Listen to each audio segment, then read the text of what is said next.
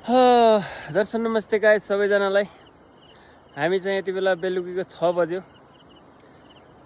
ठ्याक्कै खेतबाट निस्केर माथि नेटामा आएर बसिरहेछौँ। यो चाहिँ हाम्रो फाटो यता।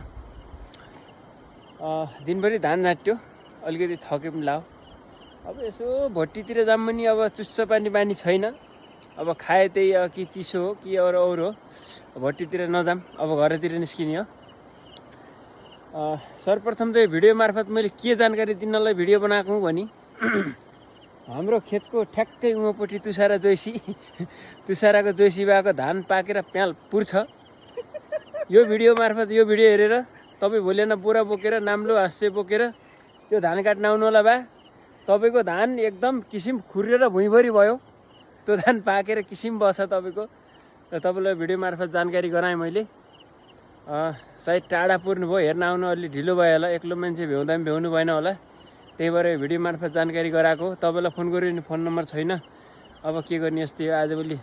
अब टिकटकका जमाना आए, फेसबुकका जमाना आए, अब दुनियाँभरका जमाना आए। त्यही पनि केपीबाले बन्द गर्ने भनेको थियो, तर धन्न कता कता के भएछ र अलि यो चल्दैछ। यही मार्फत तपाईँलाई जानकारी गराएको छु। नमस्ते। ल भोलि आउन बोरा बोकेर आउनु होला। यति सारा बाजे जोइसी बाजे हाम्रो खेतदेखि ठ्याक्कै उमपट्टिको खेत। तपाईँको हो भने होइन भने नआउनु होला, त्यो खुरेर विद्या नष्ट प्याल पुर्छ।